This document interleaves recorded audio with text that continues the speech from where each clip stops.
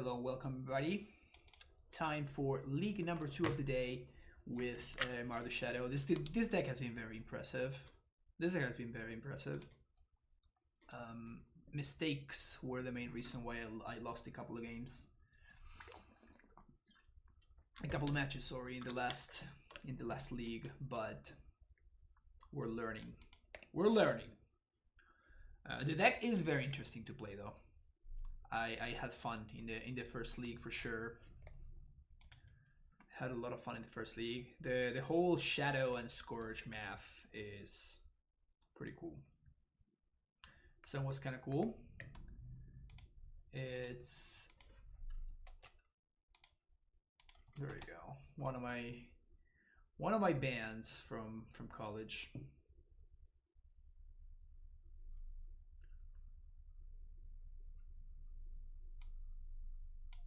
It was a jam band, so we would tour around the East Coast with going around in like festivals, but not the not like the festivals that you would expect, like Lollapalooza or that kind of stuff. No, these were like, there's a whole industry of festivals that host bands that are super underground, and yeah, it's a whole scene. Don't happen to live near Boston. I used to live in Boston. I lived in Boston for 4 years. Lived in Back Bay, then I lived in Brighton. Sure. Turn 1 Thoughtseize, turn 2 Double Shadow. Let's go.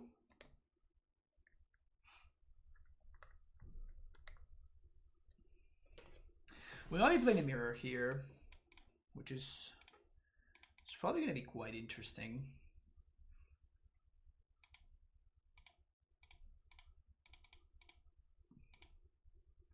Car broke down on the side of the highway, but at least I can watch friends. Oh, nice, Asim. I guess not nice, awful, but you know, at least at least it's not the worst.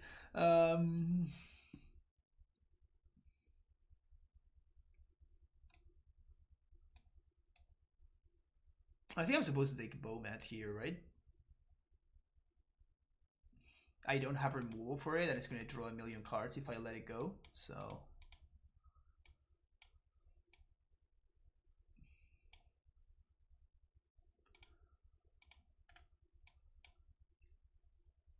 To do wise from there, we're looking for a cool waiting band to play in Bristol. Yeah.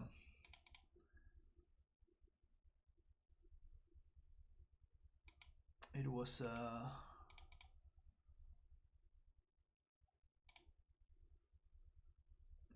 fun experience. Living in Boston it was very cool. I got no complaints.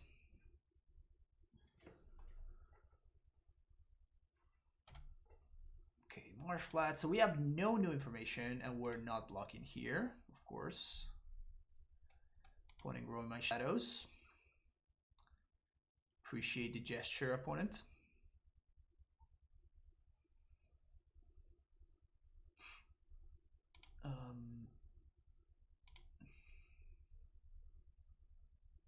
So we can make shadows 6/6s. We swing, my opponent goes down to 6, but then we play a Scourge. The problem is if we do that,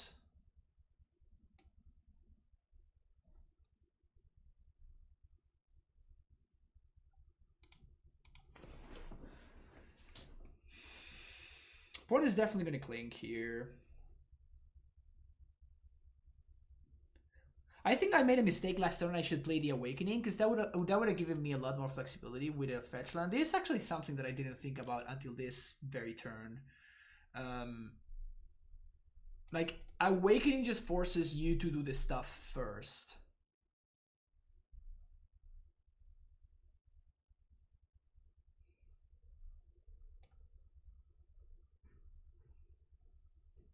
Bubble there for info. It doesn't matter. Like, they're gonna fetch. So like the bubble doesn't really matter. I think I'm just going to attack as is.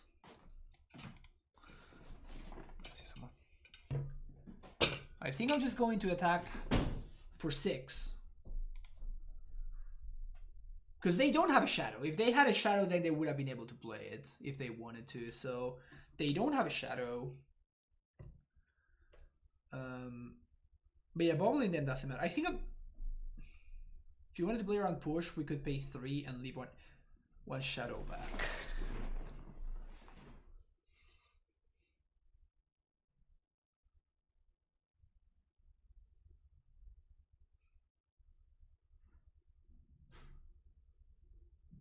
Okay, I actually do like that a fair amount. So let's go for that.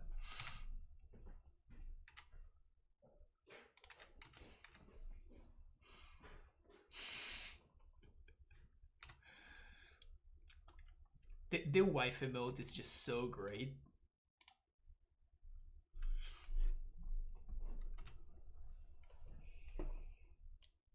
Because this also is nice because it allows me to play around this member very effectively too. They shocked.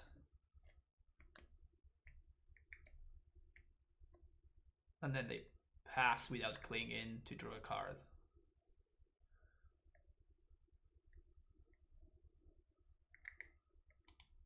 That 100% was a mistake. Alright, so pass I imagine are exactly for the mirror, so we want to see those. What else? K command seems reasonable. So basically, whoever draws the most shadows is going to be advantage. That's kind of what's up.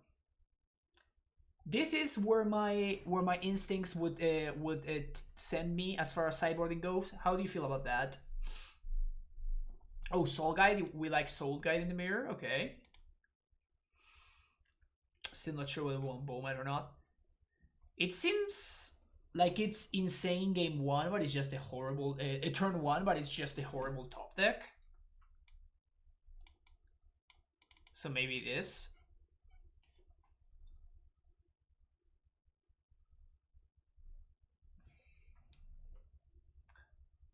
The only thing that bothers me about this deck is how everything is a 1-drop, so your 1-drop line is tougher. They don't have counters for Teemo Battle Rage. Yeah, but they have removal, which is why you usually cite this kind of effect in the mirror. This. I think I'm okay with this. Seems logical to me.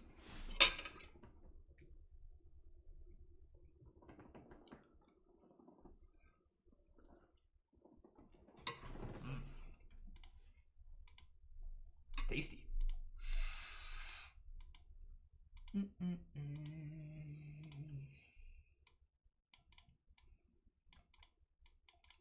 Is it crazy that I kind of like this hand?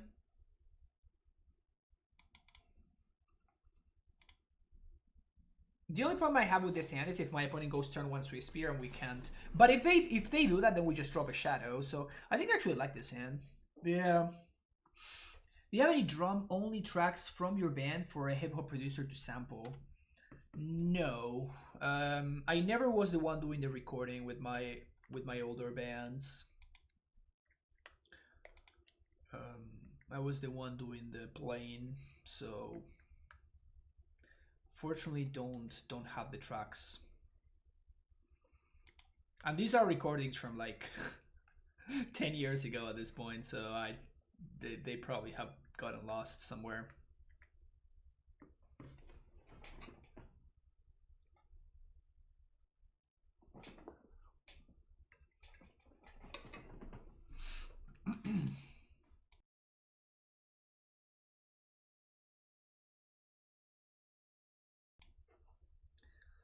This is the only thing that I was kind of afraid of. I think I would probably swap Swiftly for Bobat on the play. I was experimenting with that. I mean, I guess what we can do here is we can just play Swift Spear. My opponent can't attack anymore. I think I would be a lot more excited about doing that after I have Thought System.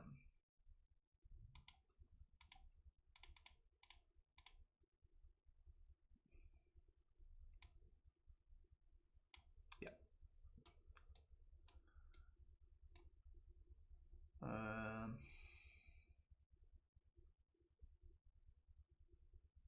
Probably take the Swifty.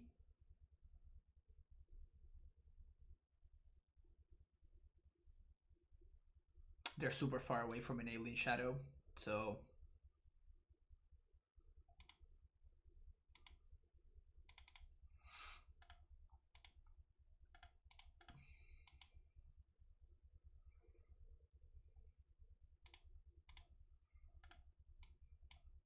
shadow number 3.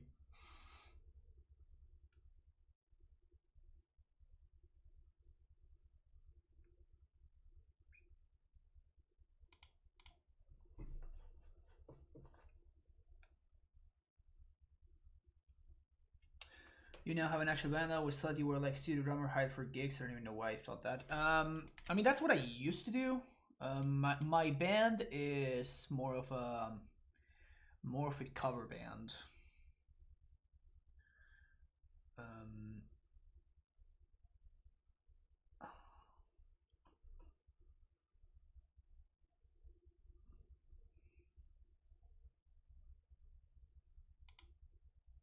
I think I thought seize them and drop a shadow here, right?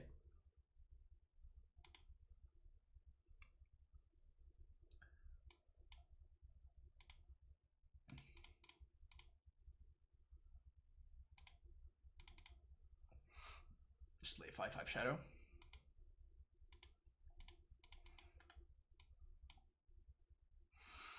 They can't attack anymore.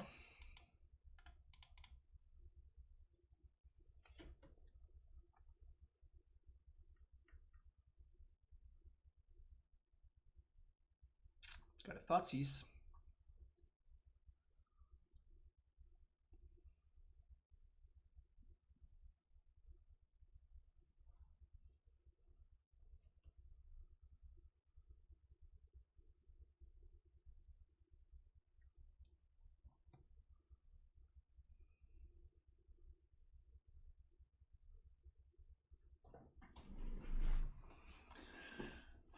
Play Swift Spear, Thoughtseize. Take one of the shadows. This is 2 damage. We take 3 down to 5, down to 3. We go down to 3. This is a 10/10. And my opponent needs to block. 10/10 plus 3. They go down to 2.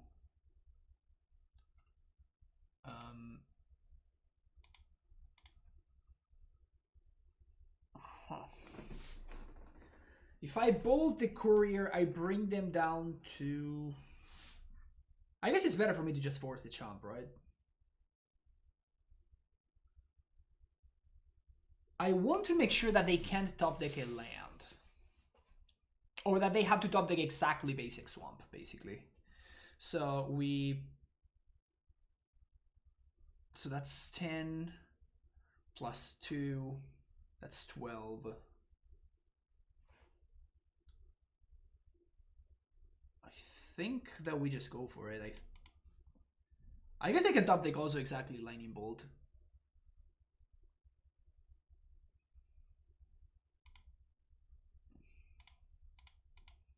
I think they can top deck exactly Lightning Bolt.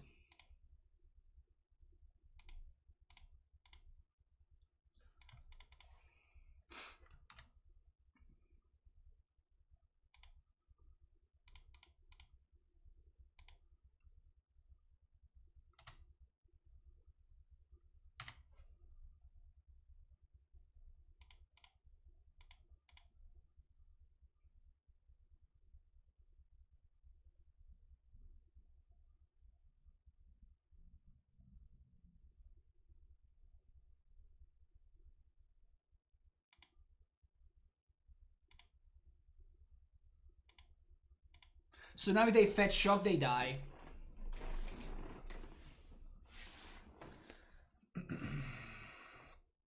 So they need to draw exactly basic swamp, I guess. They didn't draw land, so we just swing for lethal.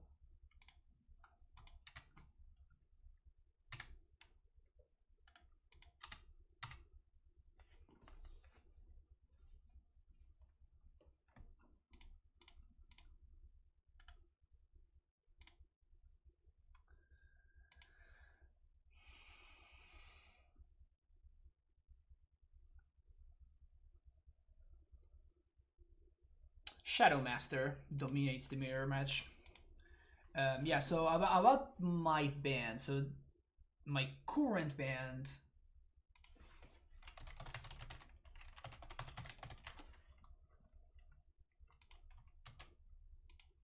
I mean, I say current band, but like COVID, right? So I say current band, but in reality, you know, COVID. So not really. But yeah, that's my band.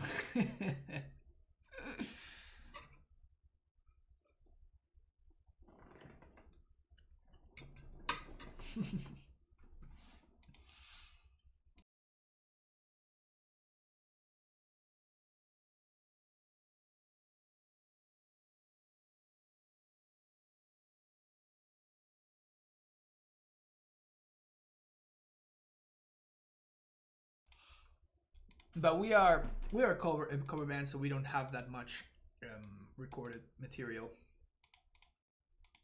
That's why I often share on stream my previous bands, which I recorded more stuff with.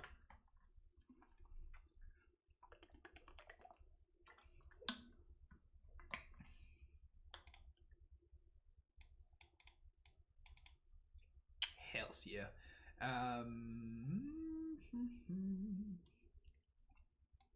Do you want to bin this? I think so. It's possible that that might be important in matchup, but like I have no real way to know that, so we're gonna have more information after my opponent shows me what's up. Noble Hierarch.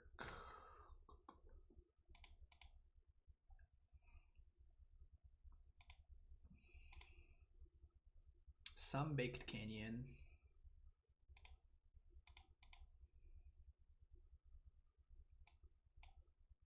I think I'm supposed to Thoughtseize here instead of Bowmat. Am I supposed to Thoughtseize here instead of Bowmat? Let's think for a second. Because next turn, the thing is that I really want to draw a removal spell because we're playing as the Hierarch deck, so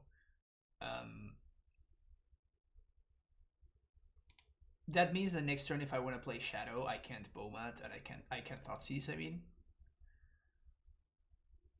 So I think we have to Thoughtseize here actually. If we don't draw removal, we can just do both things, but oh, look at that. It was actually the perfect play.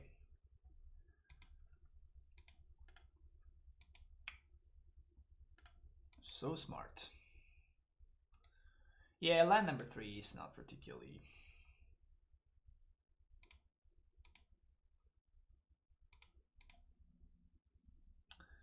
not particularly awesome, if you ask me.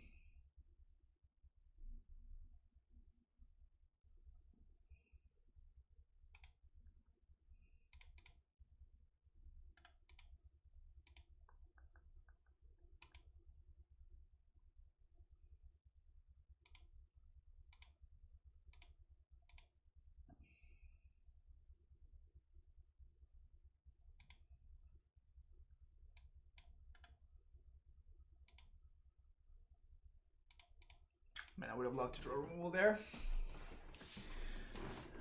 Would have loved to draw removal spell. So this is probably the Heliod deck, I would say.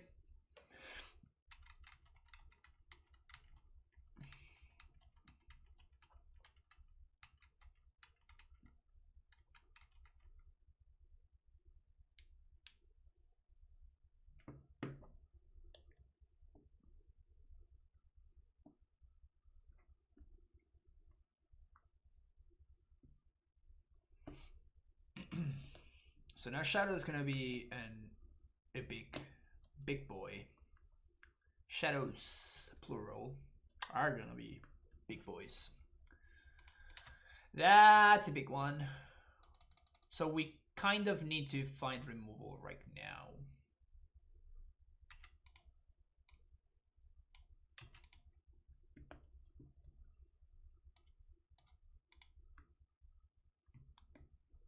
Kind of have to find removal right now.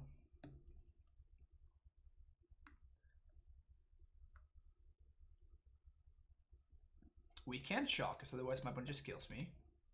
Give me this protection. Unless I draw a lightning bolt, I guess. If I draw a bolt, then we can get a little bit friskier.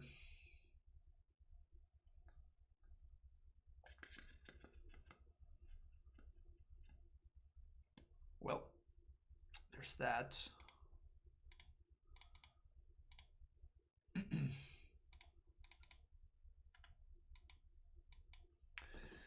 Boy, do I miss that battle rage that I just bought on. God damn it. Boy, do I miss that battle rage right about now.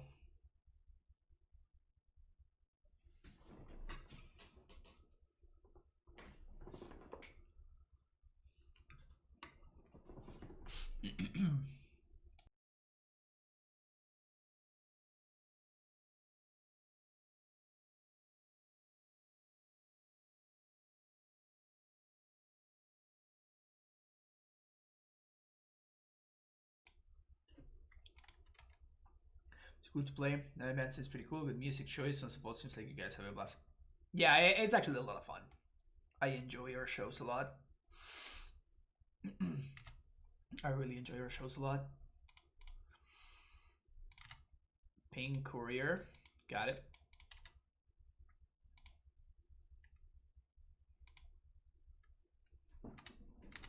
Okay.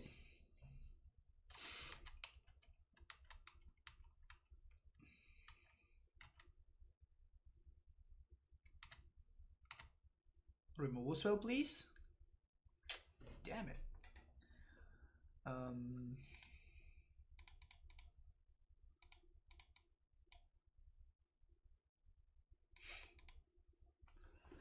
So we're just dead because of the giver? Shit.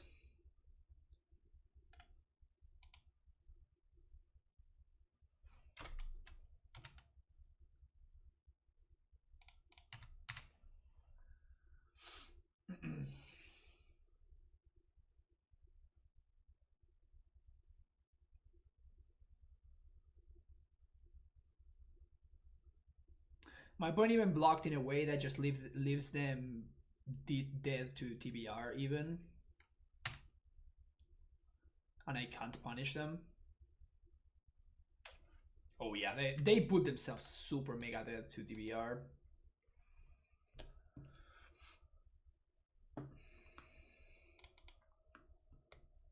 Yeah, of course, if I had known that that's the matchup that I was gonna be facing, I would have I wouldn't have thrown that TBR to the bottom, obviously. Okay, so Cling to Dust, probably not great. All the removal is probably exactly what I'm looking for. How could they have played around TBR there? I mean, as far as the information they have, they could have double blocked with Noble Hierarch and block with Noble Hierarch and Ballista and not ping me. That's how they beat TBR. So they still could have beaten TBR, but like they just gave me the out for no reason. Unearth sucks.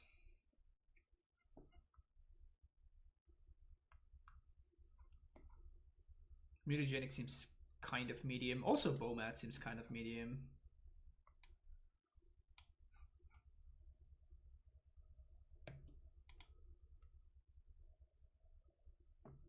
Bomat against Giver.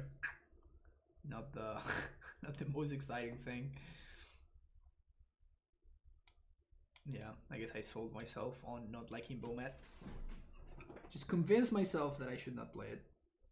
Or trim it a little bit.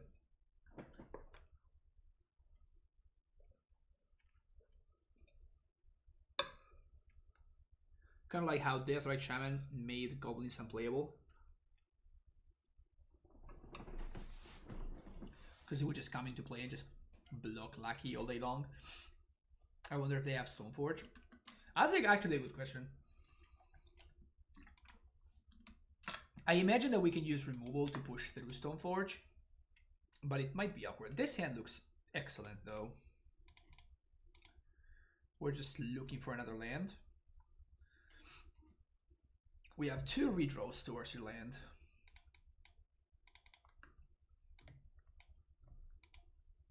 But we have Bowmat, we have removal. So let's do this now. Branch Loft Pathway. That's a card. Can play Scourge next turn.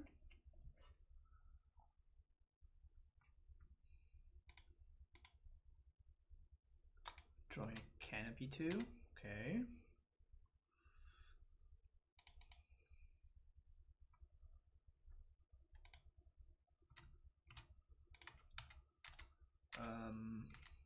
For 2 mana, they don't have a way to gain life, right? So the score should be safe.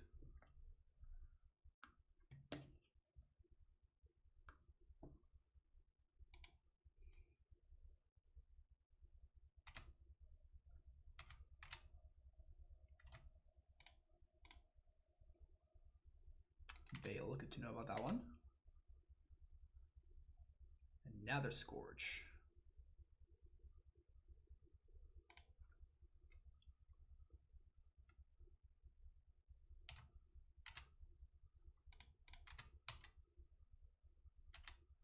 So I guess we have to draw our Path to Exile.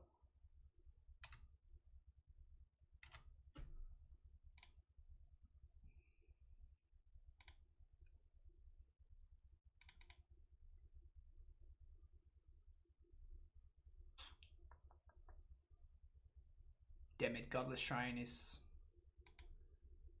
in my cards.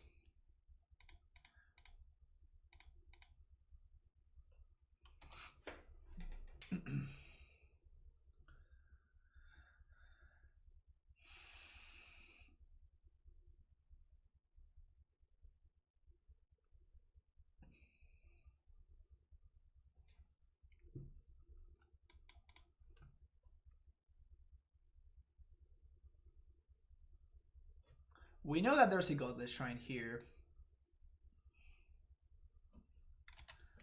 So I guess Path to Exile is what I'm looking for here. Spike Feeder.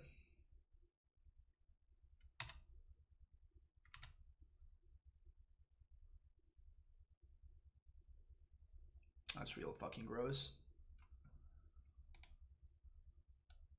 That is real fucking gross.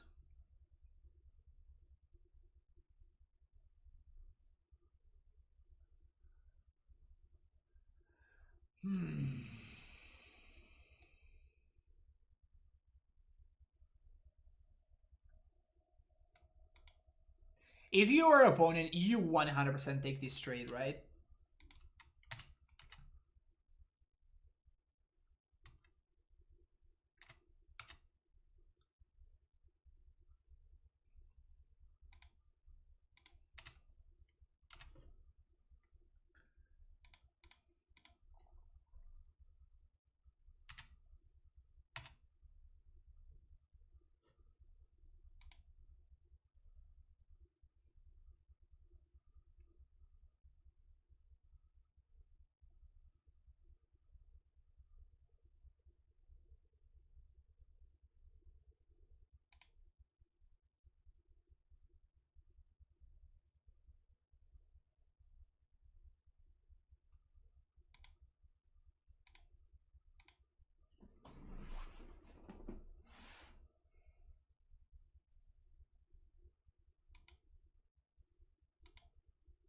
I have no way to bait this out, right?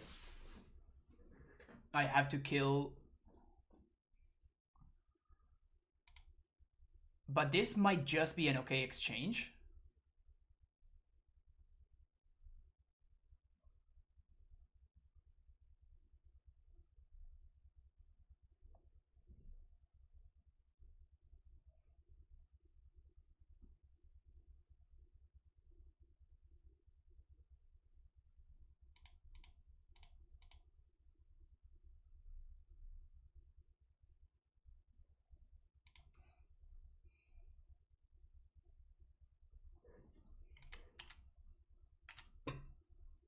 Okay, we're gonna have to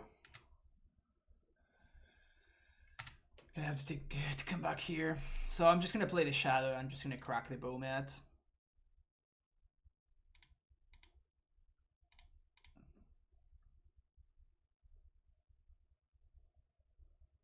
Frog. Okay.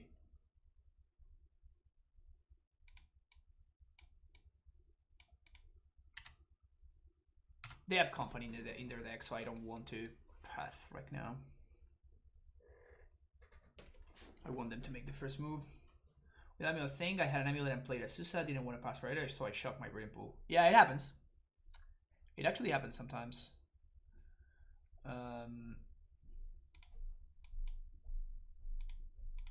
Let's path that.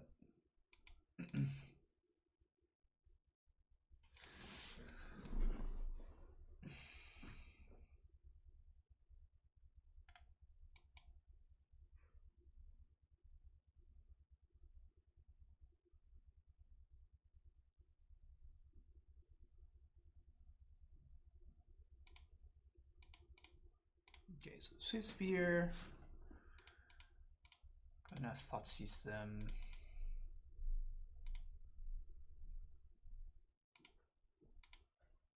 Okay, so they don't have too much going on there, huh?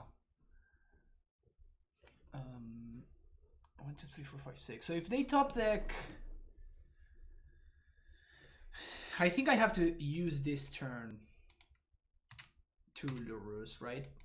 And we have to hope that my opponent doesn't top deck exactly Ballista, because we can't beat that.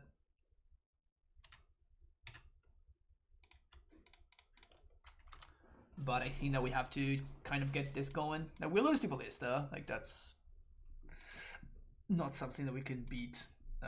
They could also company or into feeder. That would also be lethal. They can still draw into exactly feeder now.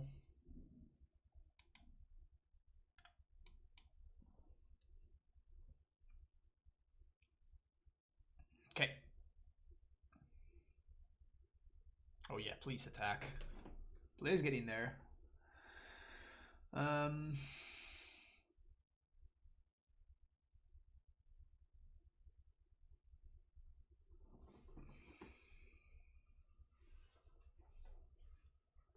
That's lethal, right? We push that. Unless their last card is exactly Path to Exile. Okay.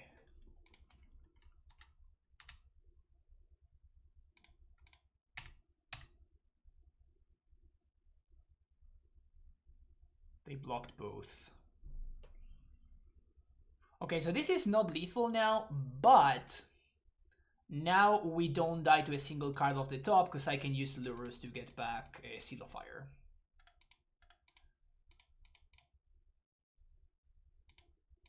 So Seal of Fire is the interaction that I need here. And my opponent cannot gain infinite life anymore.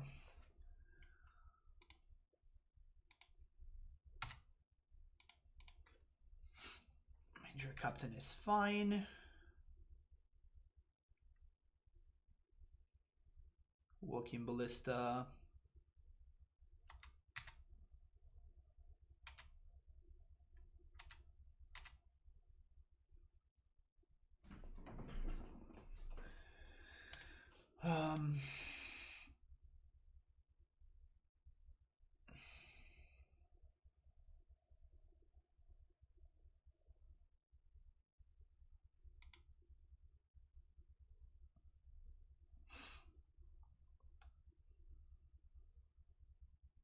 Trying to think there's any way that I can not die to Path to Exile.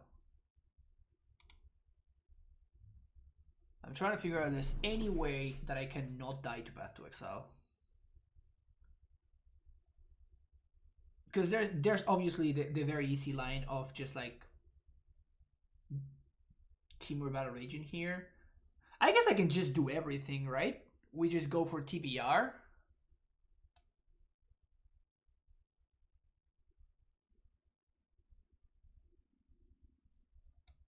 And we replay the Scourge.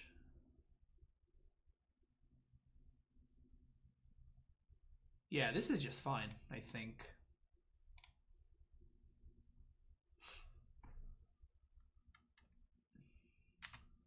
Do it all, yo. Exactly. Do it all, yo has been called.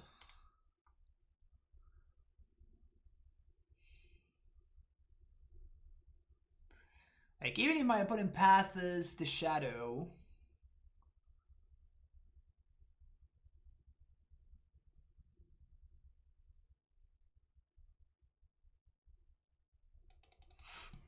they still need to kill me next turn.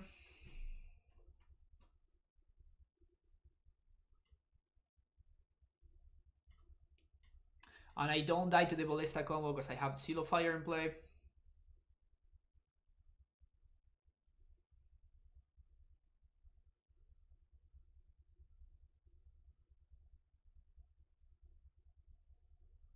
I think we're good.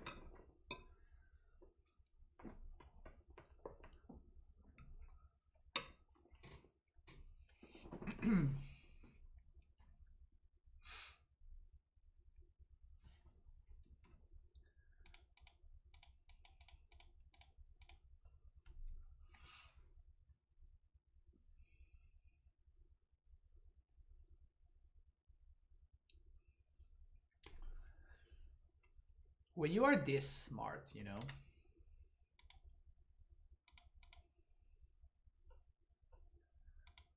When you are this smart.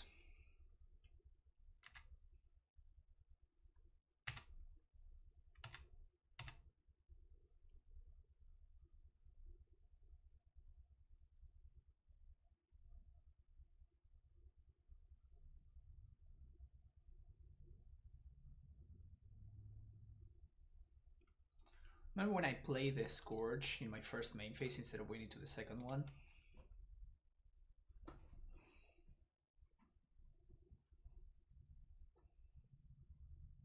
It's kind of cool to see this deck, this kind of land see in play. I guess that this is just almost strictly better Razorverse Thicket in this kind of deck, right? Of course, it's not strictly better, but you see what I'm trying to say.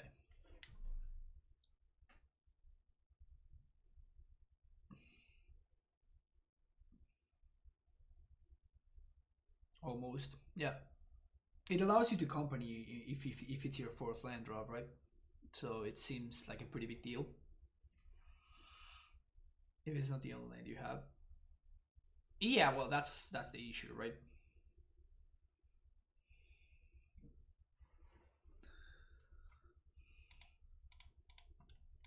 Okay.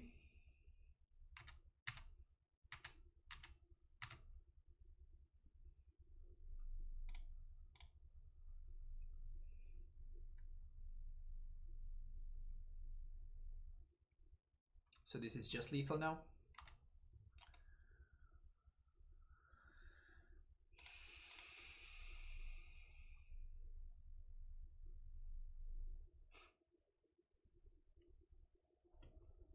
There was a way to flip lands, bouncing it. No, well, I mean that's the whole point of them, right? Like there's no way, like whatever you chose, that's what it is. Like that's the downside of.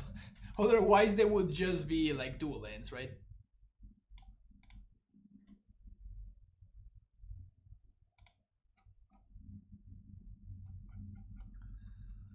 Do we want anything else? Not really. Like K Command and these things destroy Walking Ballista. So that's the only thing that's catching my eye, but the rest of my deck just seems better than that. So I'm just gonna submit. I also love how Bale is super awkward for them. Because we have so much red mana and white.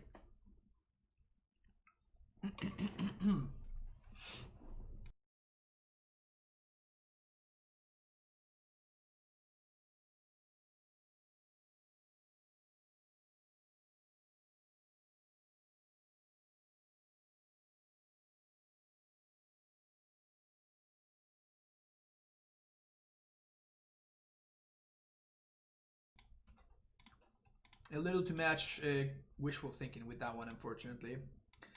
I like this one though, so I'm gonna keep it. I think I'm gonna bottom Thoughtseize. I learned my lesson with bottoming TBR. Although granted, TBR is definitely worse in the second game.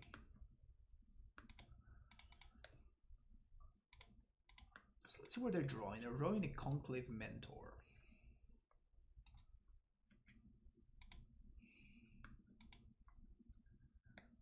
I think I'm gonna Seal of Fire this thing.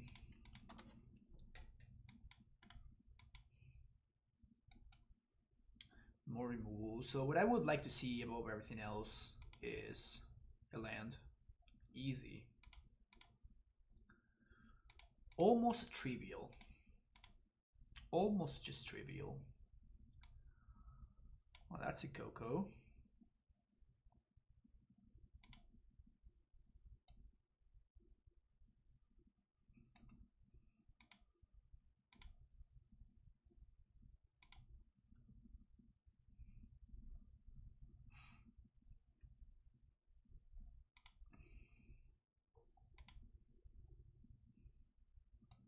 Am I supposed to dismember this? I think I am. I'm not bolting them because if I draw a land, I can actually... if I draw a land, I can bolt them plus Skyclave.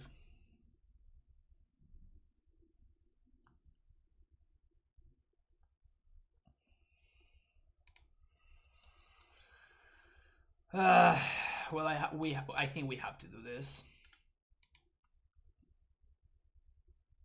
Of course, this backfires so many ways. Like if they have the combo, we just die. If they have Ballista, we die.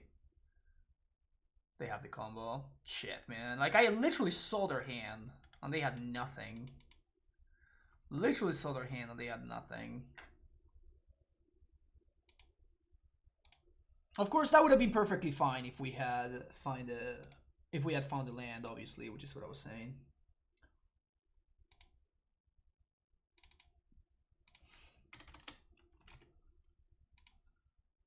The match felt like it could be good, but it like the cards just didn't line up well there.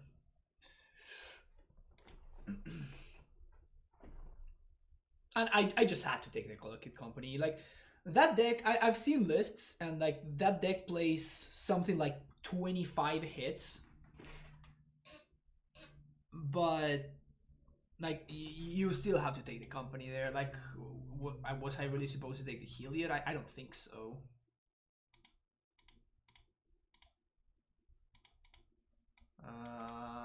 So this is 4 lands and a Bomat. Okay, gonna be less stupid this time around though.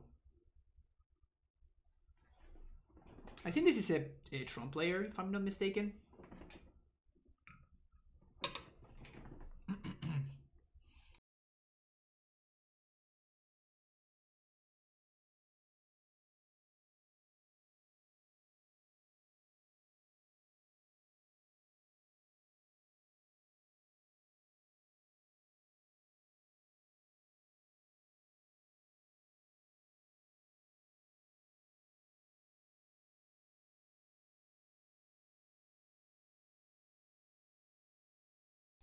Would love to see a Thoughtseize.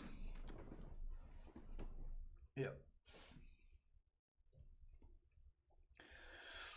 Now you really have to be a special kind of human being to actively want to play Tron day in and day out.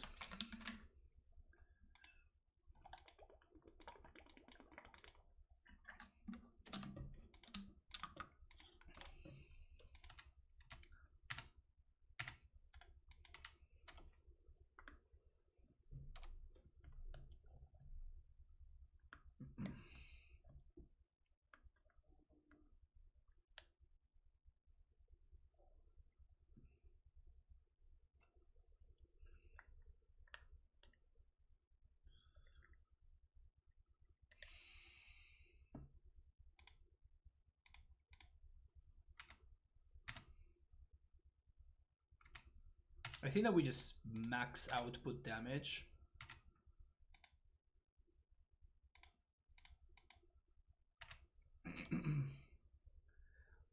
And I might be cracking Bomat on end step, depending on what my opponent does here. Worm Coil.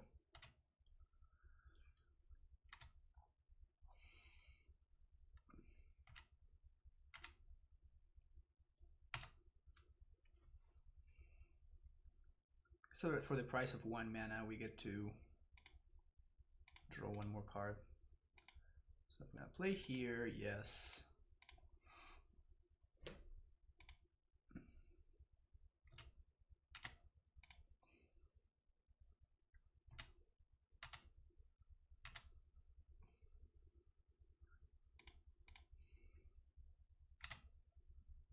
Good, good. Actually, well, they might have O-Stone or Ugin, right? So I guess they were forced into Thoughtseize in here.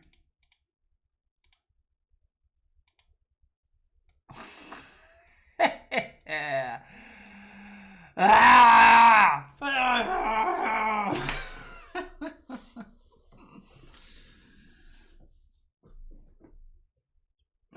Fuck, man.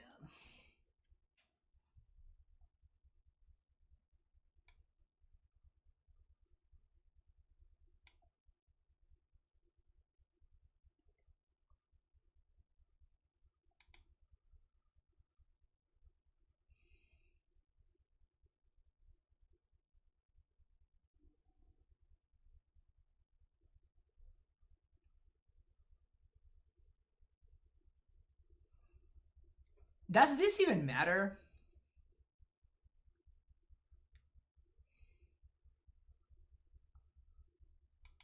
I'm gonna take the Karn, but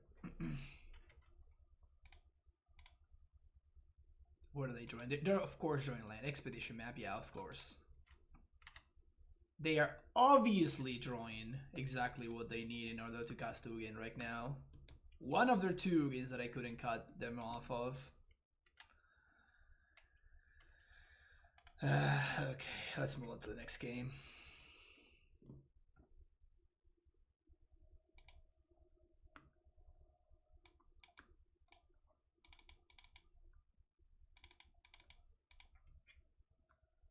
So, Unearth, Cling, Seals of Fire,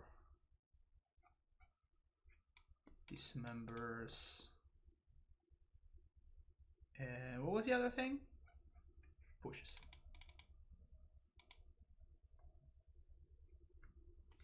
Thanks Devin. Have a good one.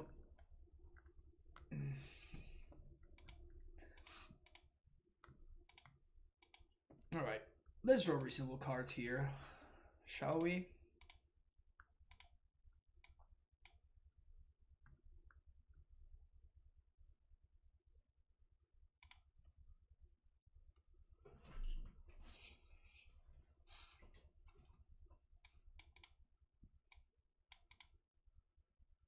I think I'm gonna Thoughtseize on 1. I think I'm gonna Thoughtseize on 1 instead of Monastery Swift Spear. We're missing on a point of damage, but the idea is I want to take an Expedition map if they have it.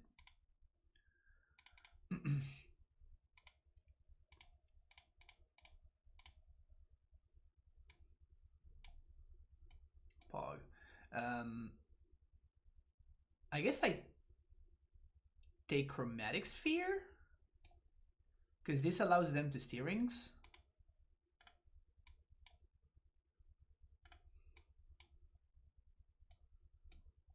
Of course. Of course.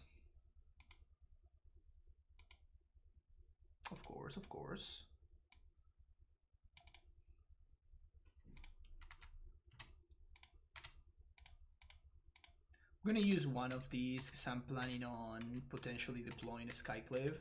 Of course, we're missing a land drop. They're gonna find any of the Tron pieces that they need. They don't find it. Okay, sweet. So we have a shot, I guess. I mean, there's not really that much else to be doing here. What matters? They drew Karn. I'm gonna take the steerings.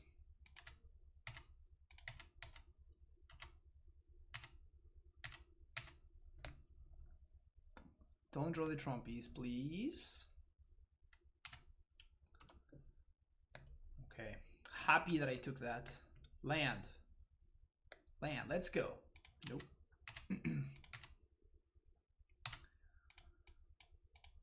I'm gonna bolt here though, because like we're super short on mana, so we can afford to not growth for now, but I don't think that we can really afford to not bolt there.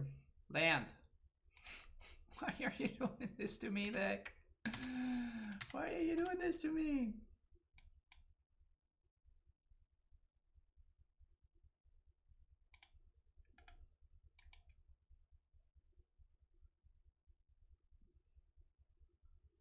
Land.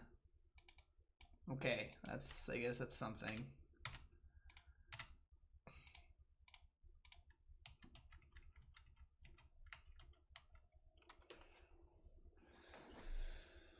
Whew. Jeez.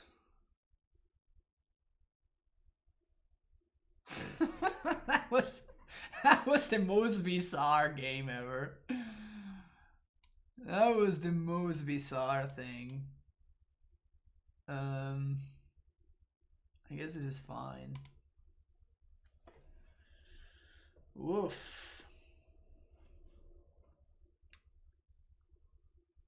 That was less you winning. Yeah, I mean, but I was not winning because I was the one breaking as well. It was like, it was Brick City.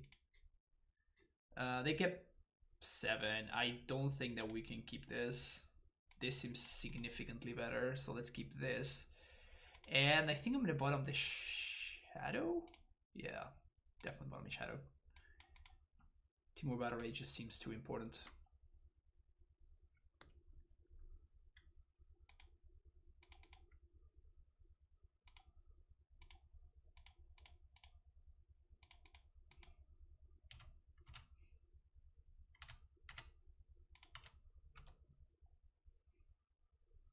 I guess I should have bubbled there.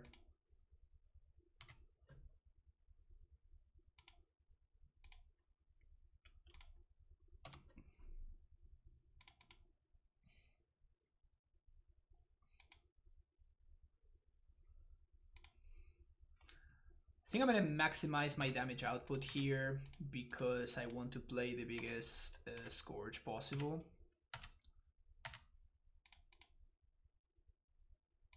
Let's do Blood Crypt, cast Scourge, and we have lethal next turn, folks. Sweet. They kept 7 and they did not somehow.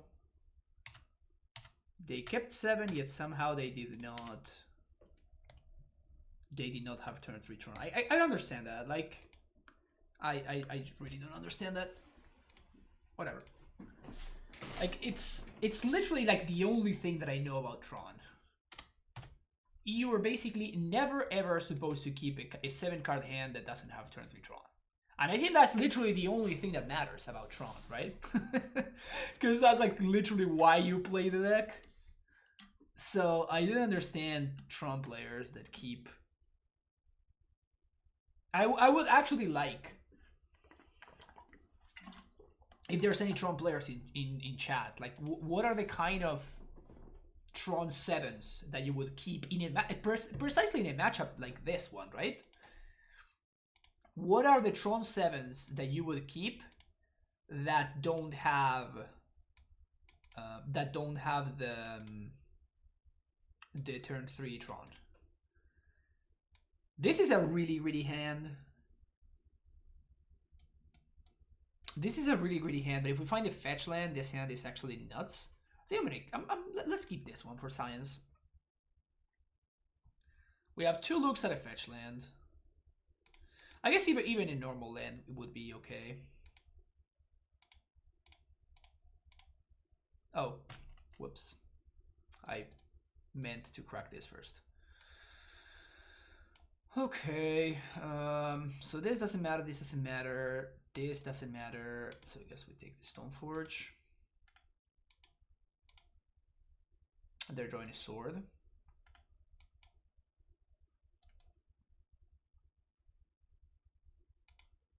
I guess I should have taken the Wildfire now that I think about it, because, yeah. Now we're just gonna lose. But...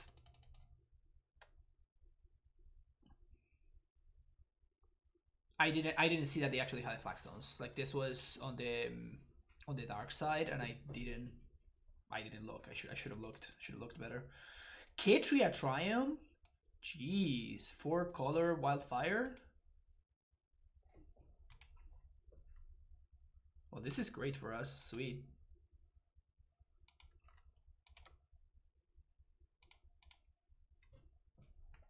That's exactly what we needed to have a shot this game, which is hilarious.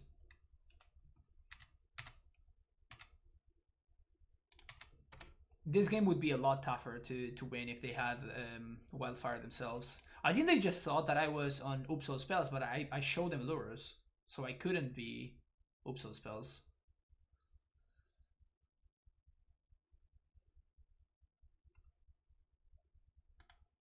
So I think my opponent kind of played themselves there.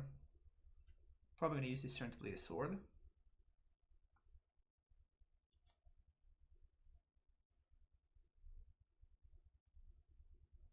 Oh, fuck.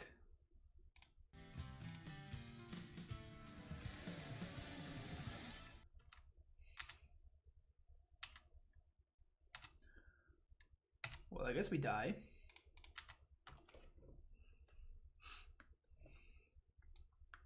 Mold plus Geist. Cool, cool, cool, cool. Nosegraph, thank you for the follow. I think that we're dead here, folks. 2-turn clock that I cannot interact with. Yikes. I really want to know what this is for. Also, I'm probably just going to concede here. Like, we cannot beat the Geist, so... Why would they play Katria Triumph? I wonder if they just like register the wrong Triumph, which would be hilarious. So we have those. Cling doesn't really matter.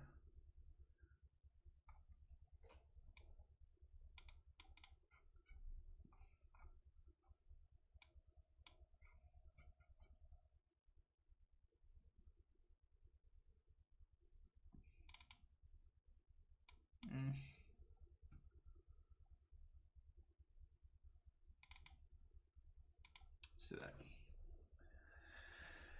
Yeah, Geist plus the Maw. It's kind of cool. And we learned something. Never keep a one-lander with this card.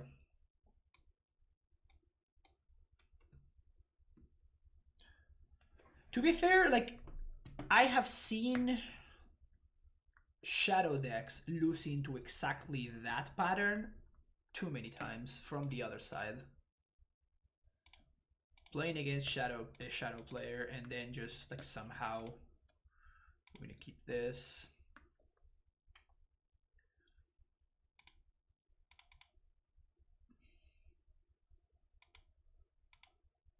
And I think that we're gonna play a big Maul here.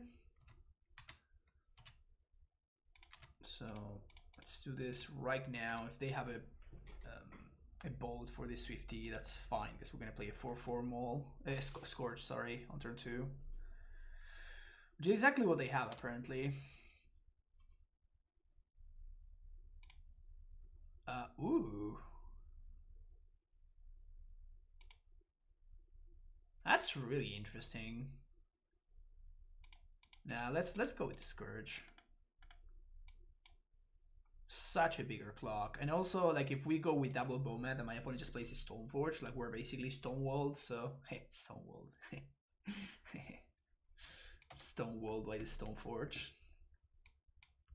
All the stones. Gross!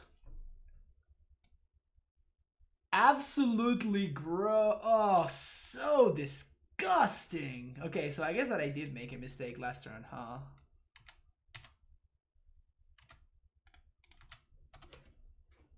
That is so mean. Opponent, why would you be so mean? Now if they do go for the Stoneforge play, we actually get to dismember the Stoneforge, so it's not the end of the world. Sure.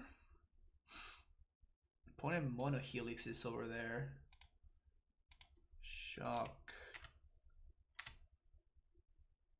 Swing. Don't have another Helix. Jeez. We're totally gonna get Snapcasted Helix, just wait for it. We're totally getting Snap Helixed here. Bolt. I guess that also kills me right here, huh? Please play something I can dismember.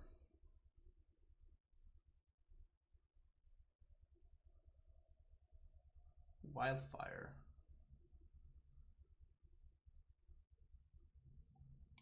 Okay.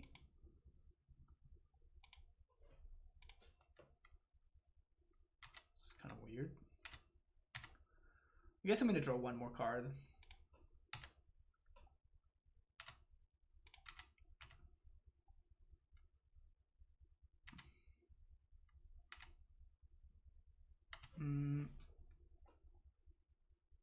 Alternatively, I could put this in hand. Because I kind of like having access to dismember. The only problem with this is that now I cannot crack. Like if my opponent bolts this, I miss the 3 cards because unless I just crack the Lurus, which I'm not particularly excited about.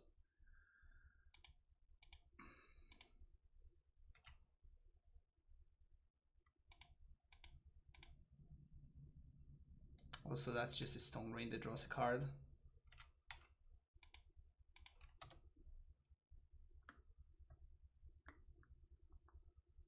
Oh, wow.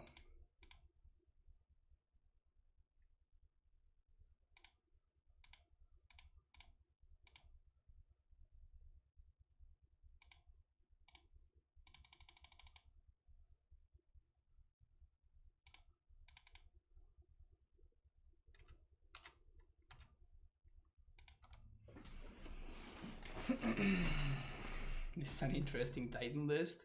Yeah, it's brand new, right? It's the new tech. Just stop lining Helix in opponent. Just stop. I think that my opponent just fucked up and they just put the wrong Triumph in their deck. I think that's legit what happened. They just fucked up. So probably gonna Helix my Lurus. Lurus. Bold. So they're gonna use their 3 mana some other way. Geist. Oh, that thing. I mean, it's not the worst actually. So we see what's up. They're drawing Serum Visions? Wow. Serum Visions. Remember Serum Visions, chat? Those were the days.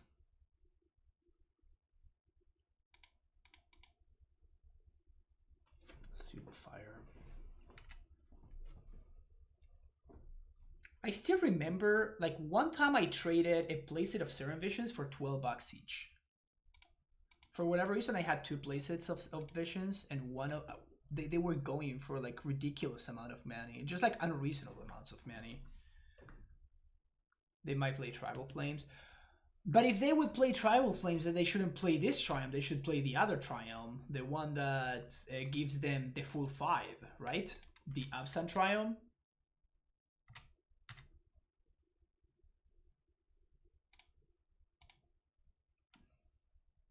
The little Bomat that could. Let's go, little Bomat.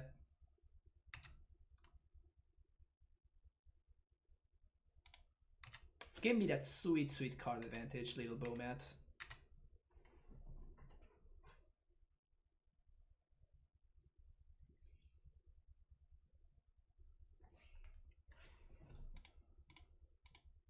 Bold you. Crack Bomat. Oh, hello. What's up, folks?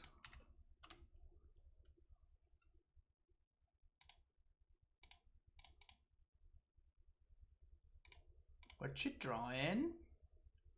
Serum Visions, okay. Every time I look at the top of her deck, there's a Serum Visions waiting in there. Exile with Purge. It's pretty good. Purge is a good one there.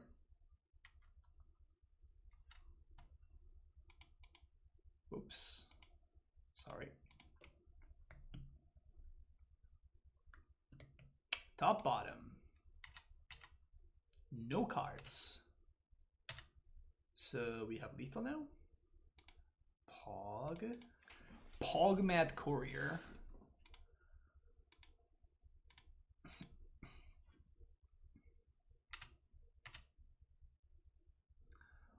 Pogmad Courier.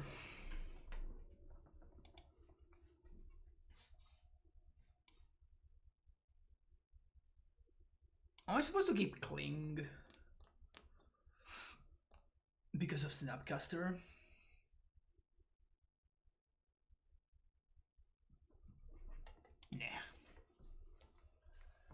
Nah.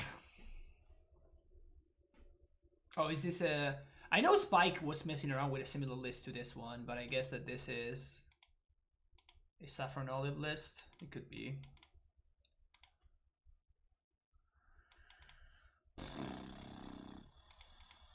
This can't be awkward because it doesn't have any early pressure.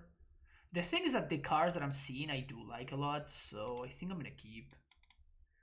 I think this might be the kind of hands that are just a trap, though.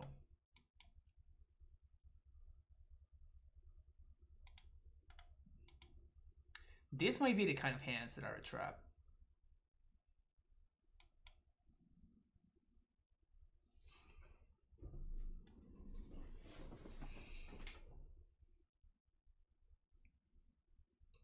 Helix being able to heal Scourge is just so huge. Just play Stoneforge. Sweet.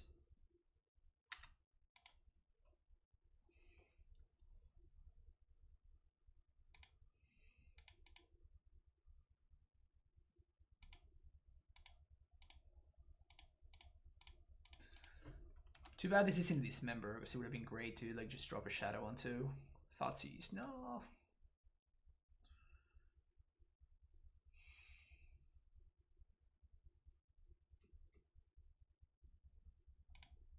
Okay, I think it's I just have to put a threat in play. So we're gonna play a 1/1 Scourge, and it dies to Bolt. It also dies to Helix. It dies to many things. In fact, it dies to them Helix in me, which is kind of funny.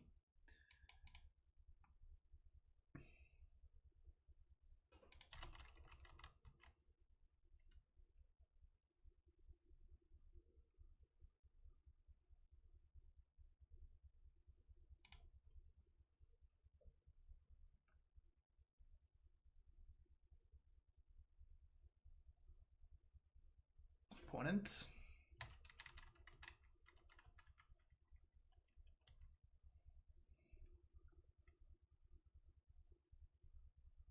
Okay.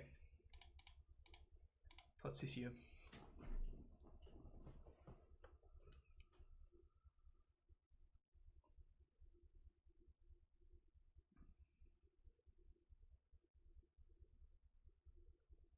Helix me. So now we get to play Shadow, which is nice. Oh shit. Well, that's a hand. Jesus.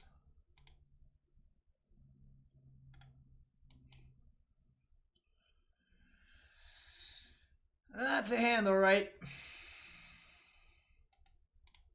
Yeah, so as I was saying, this kind of hand, it looked like a trap, and yeah, I'm paying for my looseness, and now we're flooding.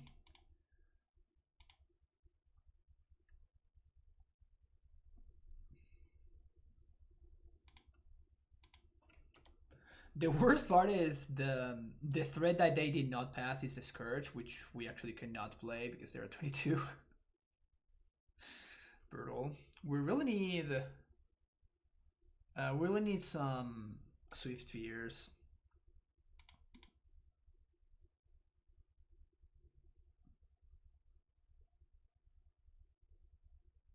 It's an aggressive Lightning Bolt.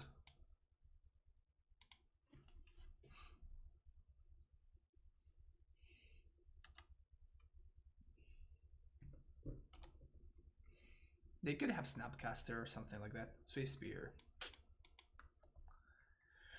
No, no, no. Just gonna pass.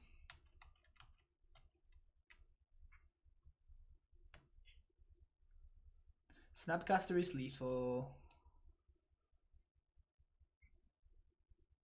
Yeah. Okay. Rough. Super rough.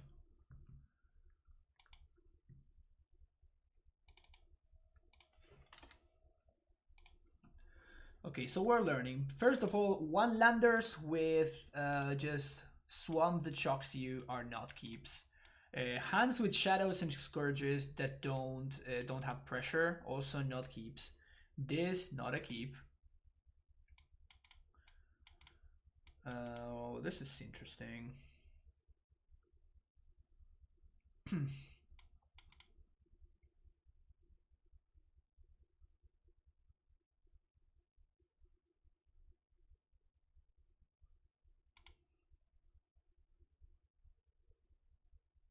think I'm keeping these and I'm gonna bottom the second Scourge.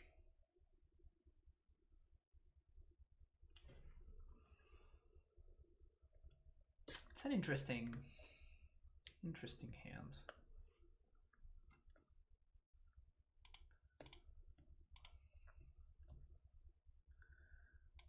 Let's bubble myself so I know which land to deal with. To lead with, not deal. Looking for something that allows me to pressure. That doesn't allow me to pressure, so.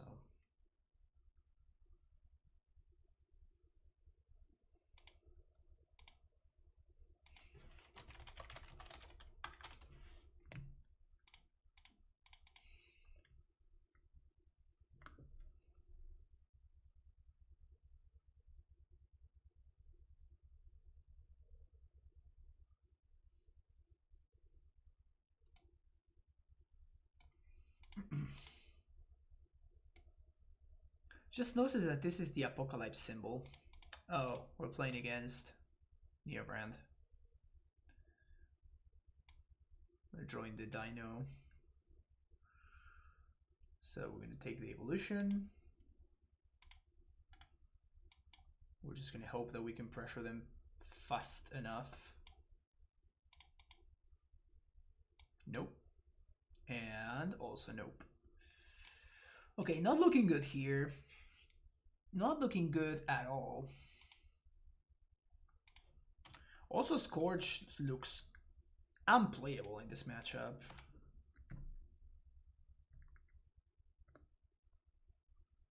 They can just show and kill this.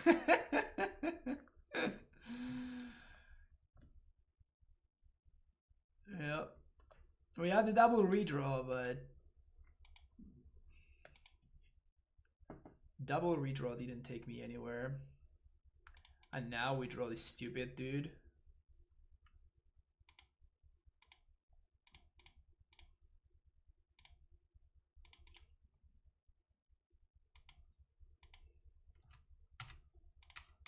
Come on, dude, get in there.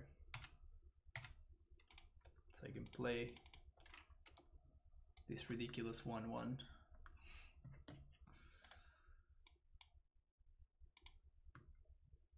You draw an opponent? Nothing yet.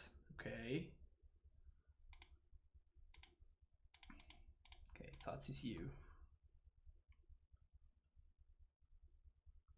I wonder if they're gonna Nourishing Shoal in response. Exiling something. It's interesting, right? Like they can actually kill this Scourge for free here. Oh yeah. Yeah, we're never getting there.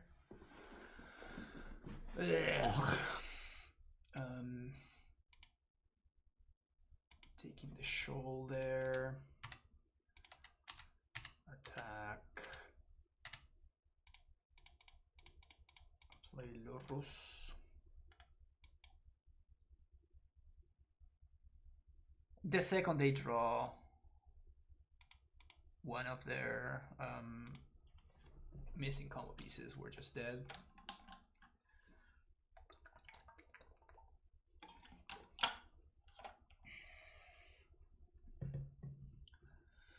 There's even a consideration for just playing out the Allosaurus Raider because it's a 5/5.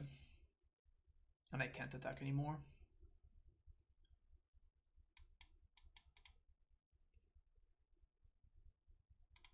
They would get got by Dismember though.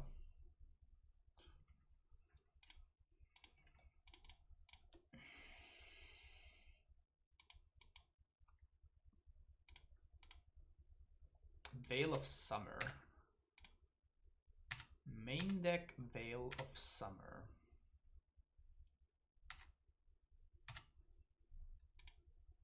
I think I'm gonna crack here. We can replay this guy next turn. I don't think we're drawing 3. This is a blank. The TBR is interesting, but I think it's not gonna be fast enough. I'd rather find like a land plus something. That's brutal though. That's brutal. And now we drew the Thoughtseize, now that we know that they drew the Veil. Yeah, things are not not quite working out, huh?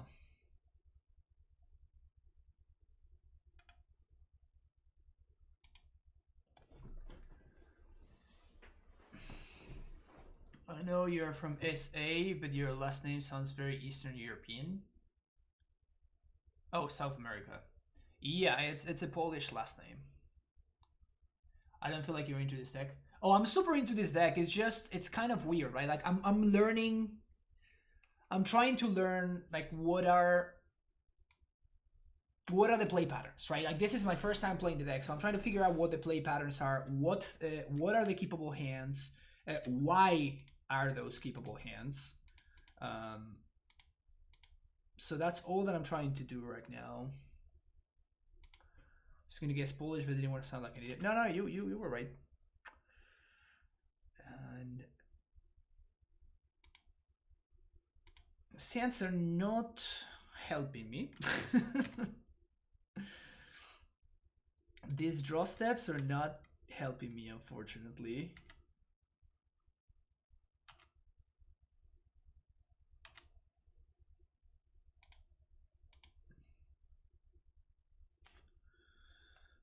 We have one draw step towards Shadow.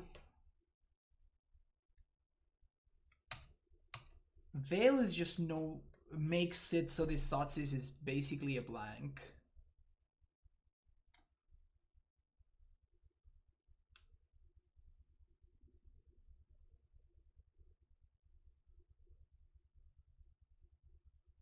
If at any point they draw one of their combo pieces, we're dead. To be fair, they did use 2 shoals already, so maybe they cannot go off, or they are a little bit more likely to whiff. Okay, they finally play the Rider, exiling 2 pacts. Yep, just as a 5/5. Bubble. Bubble, bubble, bubble.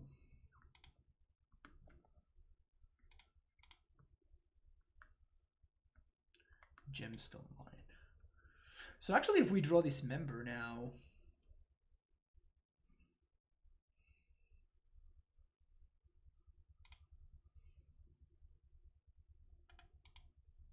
so they didn't have it last turn.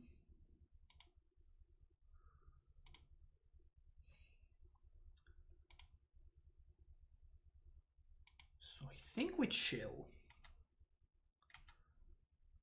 I think we chill here, and we pass the turn. So they didn't have the combo last turn, so I don't want them to be able to cycle Veil, which is the thing.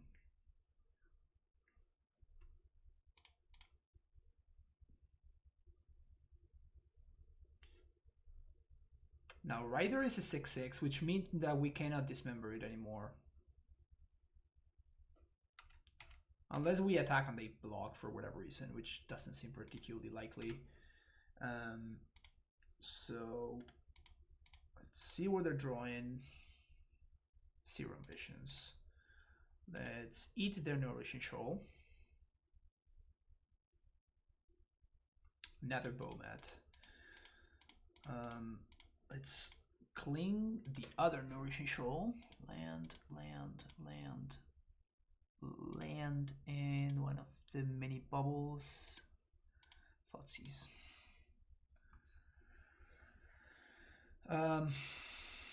Lightning Bolt. So now if we have a second Lightning Bolt, we can kill this, which would be kind of a big deal.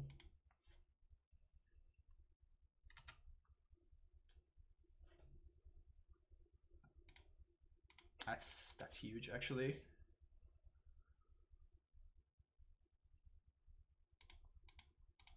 That is huge.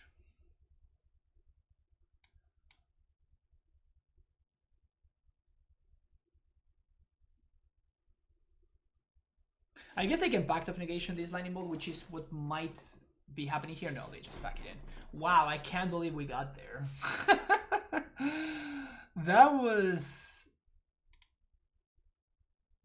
Yeah, I did not expect to win that game.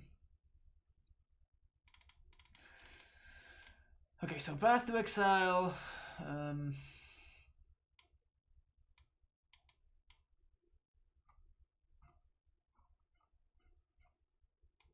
Guess Cling to Dust at least cantrips. I don't think Wildfire is where I want to be. Seems just a little bit too slow.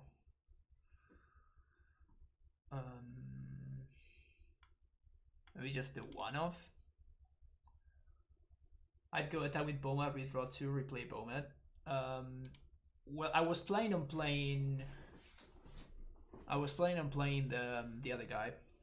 When we attack with both of them, we can actually play the Scourge at that point. You do have to dump your hand to crack Bowmat, that's true. But we were kind of going to do that regardless. We were going to kind of be doing the same thing anyway, but it's more of a matter that I wanted to play the Scourge on that turn so we could put more pressure on my opponent.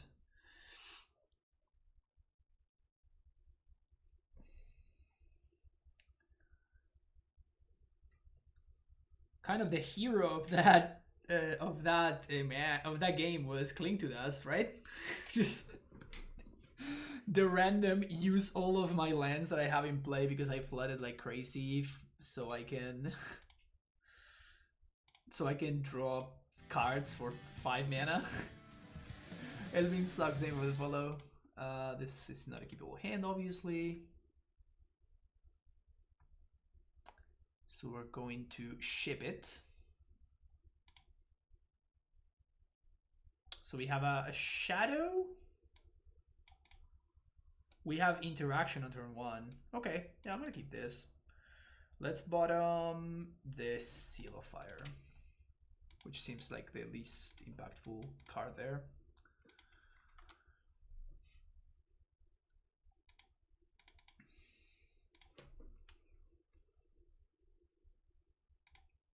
So that's a black source, so I don't want lands anymore.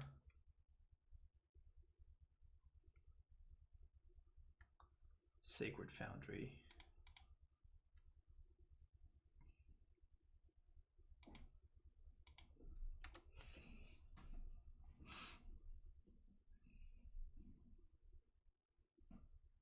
Getting Godless Shrine because if my opponent doesn't play anything, I'm just going to cycle this Cling to Dust.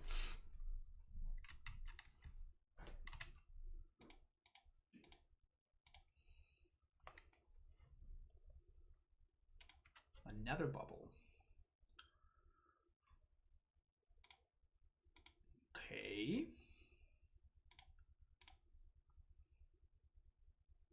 Mutagenic Growth. I don't think I like that. The issue is that Thoughtseize Like, they're very likely just holding up Veil over there, so...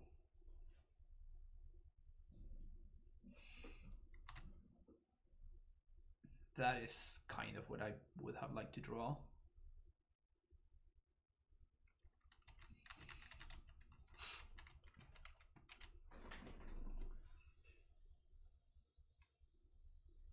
Okay.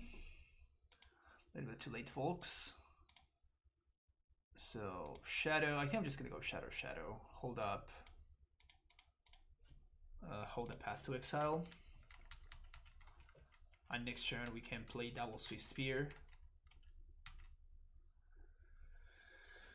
His hand is developing slowly. Jeez. Yeah, it's very obvious that our opponent had some number of Veils in hand here.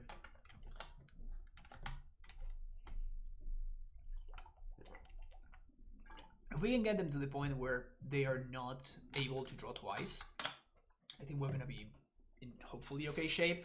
Or at least it's more likely for them to whiff. I think they just have the combo rolled up and they're just hoping to find a second land or something.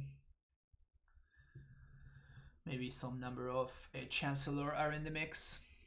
Simeon. Okay, so we're probably going to see some fireworks now. Manamorphose. Into Rider into Neoform.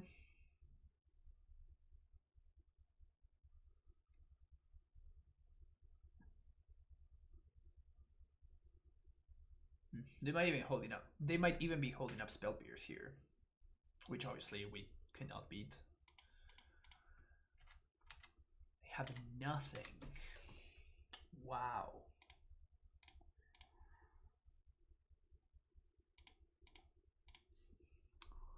We also kind of have nothing, so I guess it goes both ways. Even before they have engineer explosives, right? That would suck. But it was very important for me to play both these creatures, because them being at 14 means that they are forced to use, like, they only have a 1 draw 7 with Gristerbrand, right?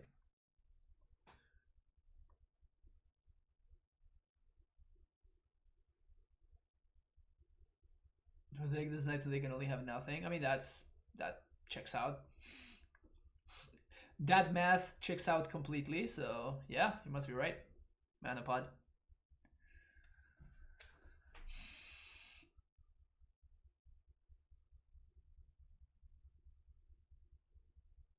Wow. They're cycling the Grove.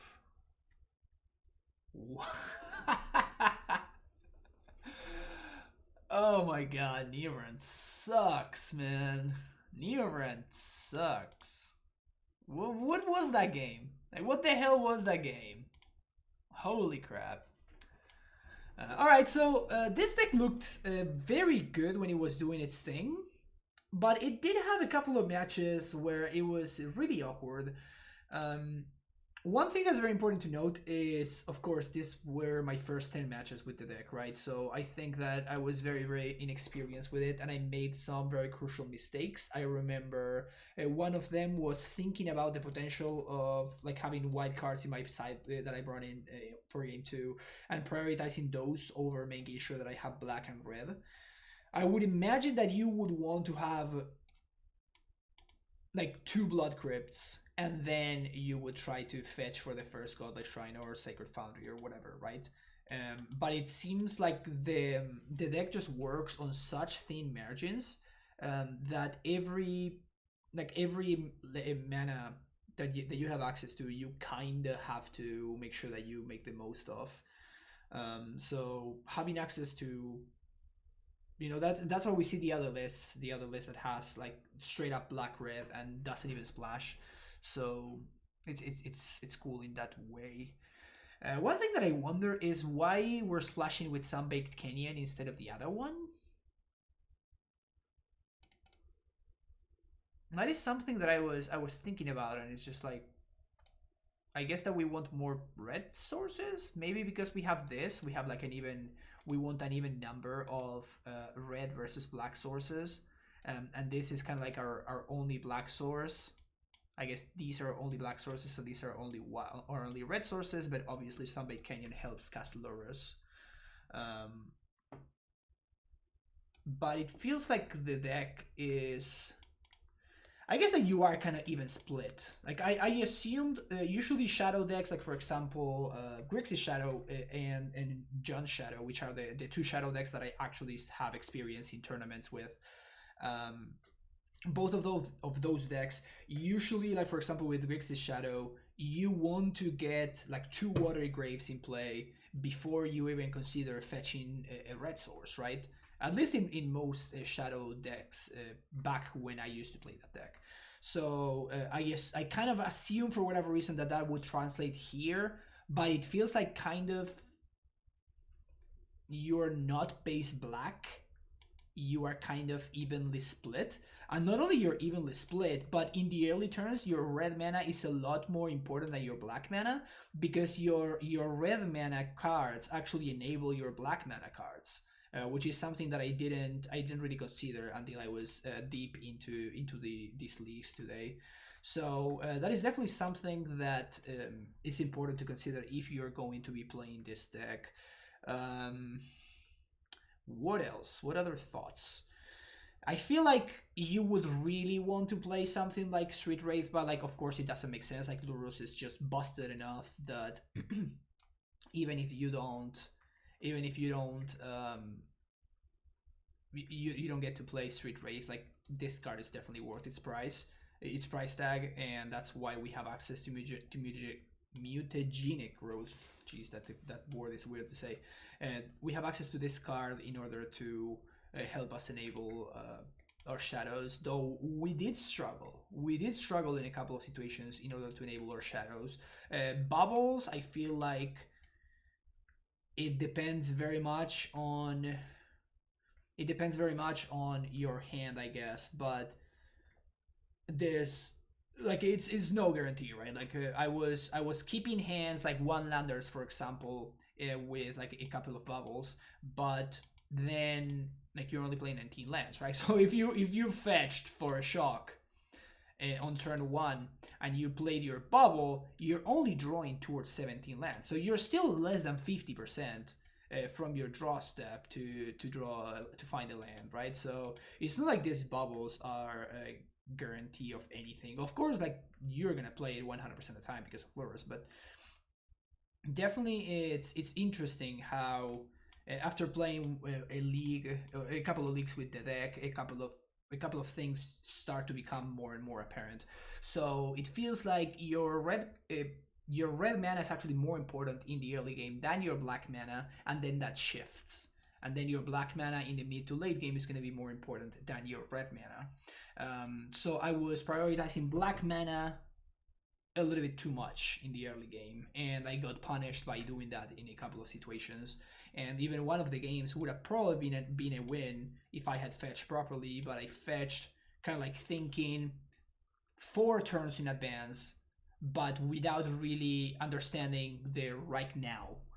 And the right now was you need your blood grips in play. You need your black and red mana so that then you can go from there. So